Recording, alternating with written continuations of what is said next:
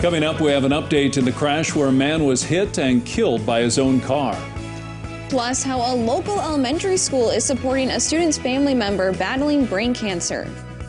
Good morning. This is KELOLAND on the go with all you need to know in news and weather as you start your day. South Dakota's Highway Patrol is investigating after a deadly crash in McCook County.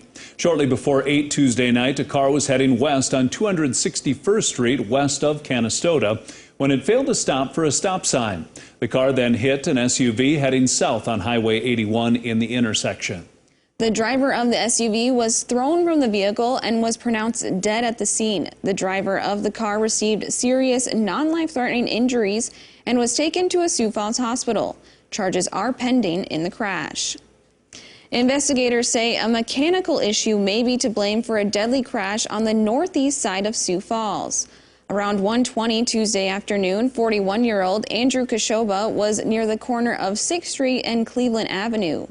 That's when police say he rear-ended someone in his Honda Accord. When he tried to get out of the car, police say it started going backwards in circles at a high rate of speed. It spun around 15 to 17 times, running over the Sioux Falls man multiple times before crashing into a second vehicle. The case against South Dakota's Attorney General could go to trial this summer, 1 year after the deadly crash. Jason Ravnsborg faces misdemeanor charges for his driving on the night he hit and killed Joe Beaver, who was walking on the shoulder of a Hyde County highway. The next morning, Beaver's body was discovered in the ditch next to the road. During Wednesday's hearing, Ravnsborg's attorney said he needs more time to prepare for a criminal trial. The next hearing is expected to be in July, followed by a trial in August or September. Turning to weather now, a warm weekend is on its way to KELOLAND. But for now, let's get a check of our current conditions with meteorologist Scott Munt. Well, good morning, everybody. We may have a couple of isolated, very light rain showers in parts of southeastern South Dakota, south central South Dakota during the early part of today. Otherwise, expect partly cloudy skies. Some redeveloping showers, thunder showers in the western South Dakota as we go into the afternoon hours. And temperatures, for the most part, will hit the 60s and 70s for today. And we'll continue that through the weekend, even with our chances of rain there at about 20 to 40%. Warmer next week. 70s and 80s return. More details on the KELOLAND Live Doppler forecast with Brian coming up. Thank you, Scott.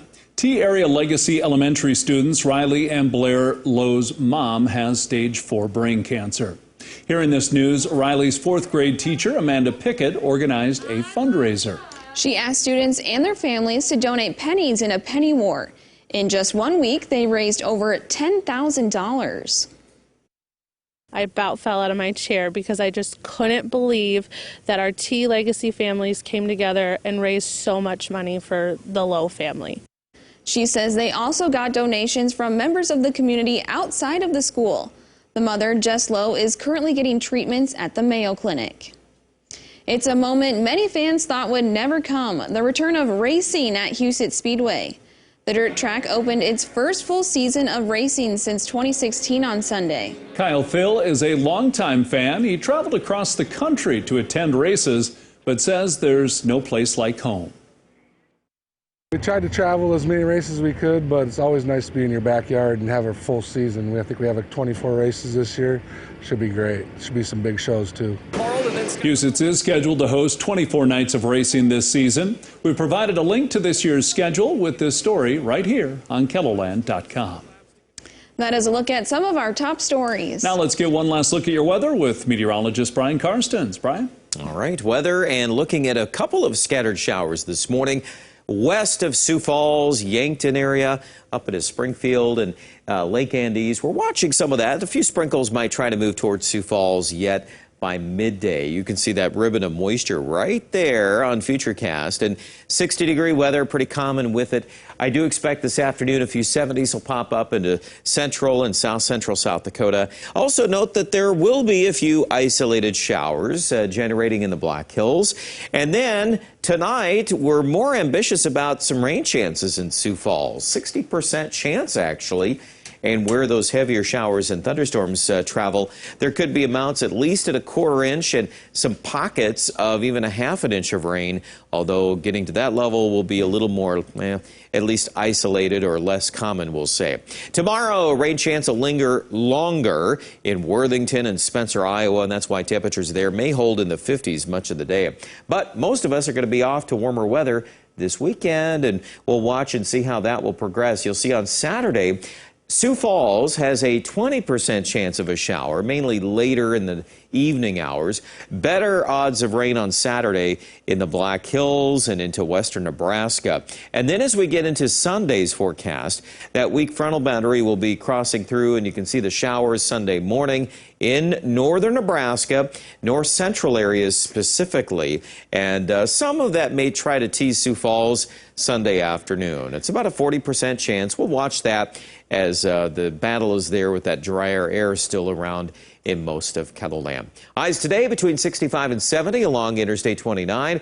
We're forecasting 73 in Chamberlain. Lows tonight dropping back into the 40s with those rain odds in Sioux Falls at 60%. And then tomorrow, a lot of 60s and low 70s again to the west of Sioux Falls, 58 in Worthington. 7-day forecast. If you like 70s, you'll love the numbers there. Many days in the 70s. Overnight lows are also warmer. That's good growing weather. It looks like we'll get some rain chances maybe by the middle of next week once again. Aberdeen in the northeast, let's say a scattered shower Sunday.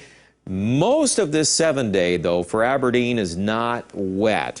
And if anything, we're going to raise our numbers. I think we're going to start hitting some 80s by Tuesday. Pierre also hitting 80-degree weather by Tuesday. Drought areas most specifically will be hitting those warmer numbers. And while there is a chance of rain this weekend, it's a little better chance in Rapid City, where highs will stay in the 60s both Saturday and Sunday. Check out more details with our forecast online at KELOLAND.com and have a great day.